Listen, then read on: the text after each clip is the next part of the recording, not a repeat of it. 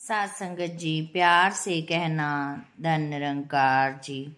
सात संगत जी, हम सब अपने कल की चिंता में लगे रहते हैं और अपने आज पर ध्यान नहीं देते। बाबा जी हमेशा कहते हैं कि आने वाले कल में क्या होगा उसकी चिंता मत करो और आज को संवारो।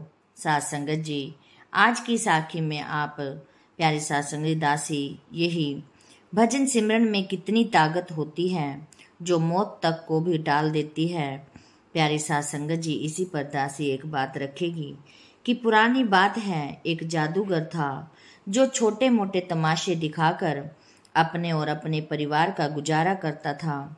उसके परिवार में उसकी पत्नी और एक बेटा था। जादूगर चाहता था कि वो राजा के दरबार में जाए और अपने जादू की कला राजा को दिखाए। प्यारी सात संगत जी, कि जिससे राजा प्रसन्न होकर उसको बहुत सारा धन, बहुत सारे हीरे मोती दे दे और उसका आगे का जीवन आसानी से कटे। लेकिन वो कहते हैं ना कि जो सोचा जाए वही होने लगे। तो प्यारी सात संगत जी, संसार की रचना करने वाले ईश्वर को कौन मानेगा। प्यारे सात संगत जी, जादू के साथ भी कुछ ऐसा ही हुआ। राजा के दरबार में जाना कोई आसान बात तो थी नहीं, लेकिन एक दिन जब वो जादूगर राजा के मंत्री के घर मंत्री के बेटे के जन्मदिन पर जादू दिखाने गया तो उसने मंत्री से गुजारिश की और बोला, मुझे राज्य के दरबार में जादू दिखाना है, कृपा करके मुझे इसकी इजाज़त लेकर दे दीजिए। मंत्री ने राजा से बात की करके शनिवार का दिन जादूगर को जादू दिखाने के लिए तय कर दिया। सात संगत जी, जब वह जादूगर बहुत खुश था और वो शनिवार को राजा के दरबार में जाकर अपनी जादू की कला दिखाने लगा और वहां पर उसने जादू से राजा का मुकुट ही उड़ा दिया। प्यारे सात संगत जी, ये देखकर दरबार में बैठे सब लोग हंसने लगे, लेकिन राजा को बहुत गुस्सा आया। उसने सोचा कि ये तो मेरा मजाक उड़ा रहा है और प्यारी सात संगत जी, उसने उसकी इज्जत उछाल दी है। तो सात संगत जी, इसी बात को सोचकर राजा को बहुत गुस्सा आया। राजा ने उसी पल अपने सिपाहियों से कहकर उसको बंदी बना लिया और राजा ने हुक्म दिया कि अब से 5 दिन के बाद इस जादूगर को फांसी दे दी जाएगी। प्यारी सात संगत जी, ये सुनते ही जादूगर घबरा गया और जमीन पर बैठ गया। राजा के सिपाही उसको बंदी बनाकर कारावास में ले जाते हैं। जब ये बात जादूगर की पत्नी को पता चलती है तो वो उसी समय कारावास में अपने पति से मिलने के लिए पहुंच जाती है। सात संगत जी, जादूगर ने उसको पूरी कहानी बताई कि कैसे उसने राजा को खुश करने के लिए उसका मुकुट उतारा और जिस पर राजा ने मुझे गुस्सा आ गया और मुझे राजा ने अब जेल में बंदी बना दिया और प्यारे सात संगत जी, 5 दिन के बाद मुझे सजा फांसी की सुना देगा। प्यारे सात संगत जी, उसकी पत्नी बोली, तुम चिंता ना करो और राजा को एक बात बोलो कि तुम उड़ने वाला घोड़ा बनाना जानते हो और ये कला तुम्हारे सिवाय इस धरती पर दूसरा और कोई नहीं जानता। इस पर प्यारे सात संगत जी, जादूगर बोला, लेकिन मैं ऐसी कला तो जानता ही नहीं हूँ और अगर मैं उड़ने वाला घोड़ा ना बना पाया तो राजा को और भी ज्यादा गुस्सा आ जाएगा और वो मुझे फिर तो बख्शेगा ही नहीं, फिर ना जाने वो मुझे कैसी मौत दे देगा। प्यारे सात संगत जी, उसकी पत्नी बोली, तुम कल की चिंता क्यों करते हो, सब कुछ उस कुल मालिक पर छोड़ दो। प्यारे सात संगत जी, उसने जैसा मैं कहती हूँ आप वैसा ही करो। 5 दिन बाद जादूगर को फांसी के लिए लाया गया, जिस पर जादूगर फूट फूट कर रोने लगा। प्यारे सात संगत जी, राजा ने पूछा, क्यों, क्या हुआ, डर लग रहा है क्या अपनी मौत देखकर।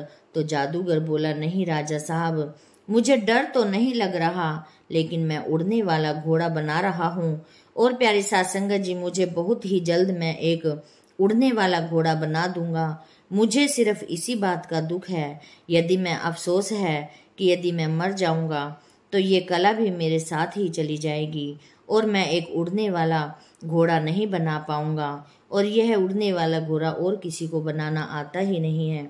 ये सुनते ही राजा ने सोचा, अगर ऐसा घोड़ा मेरे पास आ जाए तो मेरा राज्य और भी ज्यादा ताकतवर हो जाएगा।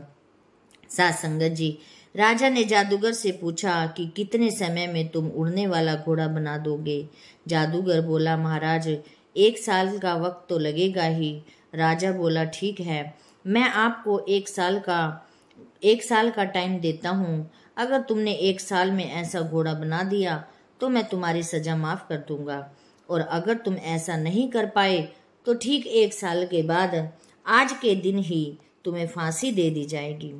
प्यारे साथ संगत जी, उसके बाद जादूगर घर लौट आया और उदास मन से घर आकर अपनी पत्नी से बोला कि राजा ने मुझे 1 साल के लिए समय दिया है उड़ने वाला घोड़ा बनाने के लिए।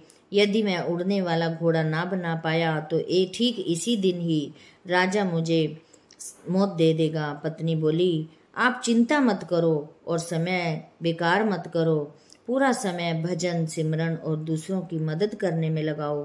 प्यारी साथ संगत जी, बाकी सब सतगुरु पर छोड़ दो।